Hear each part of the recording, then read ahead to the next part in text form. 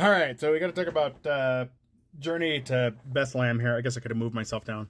Um, I don't generally watch these kind of films. They're not anything in particular that I'm into. They just don't have appeal with me. But I will say that this song has been trending, so obviously that's why we're here. Just look up Journey to Bethlehem, you'll find it. And the one comment sticking out right now to me is the one that was captioned when the villain song from Journey to Bethlehem sounds better than the one from the villain song from Wish, and it had me laughing. If you don't understand that, go just look up on TikTok here the villain song from Wish, and you'll see it just falls flat. God, it's horrible. So a little background here.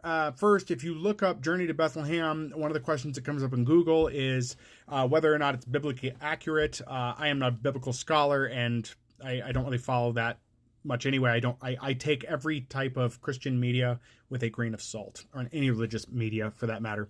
But it says that it is not biblically accurate, so it's safe for your friends and people who may not be of your faith to watch, which I thought was funny. This has a certain Disney ring to it, doesn't it? It sounds very familiar to Disney. So I looked into who was responsible for all this, and the name that kept coming up was Adam Anders. Now, I'm not familiar with Adam Anders at all, but when I looked it up, the Journey to Bethlehem is directed by him, written by him, and he also produced it.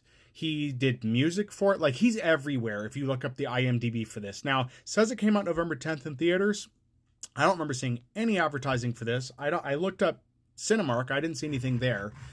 So I'm not going to say, oh my God, how did I miss this? Because I'm not excited to see it, but I'm excited to talk about it because I think it's interesting where Adam Anders comes from.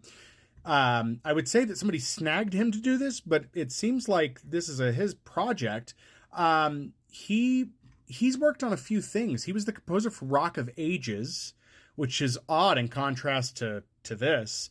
Some of his other credits, let me pull up the list because he's directed before. He's produced before. I'm just going to read his music credits, and I think we'll understand why this sounds so Disney-like. And listening to the trailer, there's some other songs in there. It plays almost like a Disney film to a degree. I know that sounds bad, but his most recent credit in 2022 was for the High School Musical, the musical, the series. That's such a horrible name. This is just doing soundtrack. The Prom, Tonight Show with Jimmy Fallon, he's got that. Captain Underpants, the first epic movie. Descendants. He was the producer and writer of If Only in there. Glee, that definitely stuck out for me at this point. Going back, you have Rock of Ages again for writer of Undercover Love. Then more Glee. Let's see, what else do we have here? Glee again. Bieber Fever, a short. He wrote a song in there. But then he's got like Hannah Montana, Camp Rock 2, and stuff like that. Jonas. Like some other Disney-esque stuff. So it definitely makes sense that this is what we got to. But he's got producing credits on soundtracks far back Dawson's Creek. So again, this all seems like, it leads where it should. Just really interesting that it led here, I guess. But I'm probably going to try to find a way to watch this now just to get more of the music in it. There's some interesting cast selections. There's a couple of people you might recognize in here. I'm not going to list off all the names right now just because this video is already running pretty long, but definitely something to look at. The song is catchy. I haven't seen too many memed videos out yet, but I'm waiting to see the villain song turned against the faith itself. I think it'll be funny.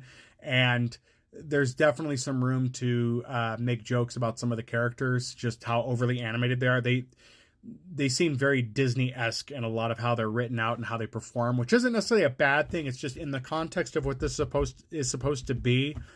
I definitely can see the jokes that are going to be out before too long. So anyway, what do you guys think? Have you seen this? And not being a person of faith, what did you think? What does it play like? What is it like? Let me know in the comments, guys.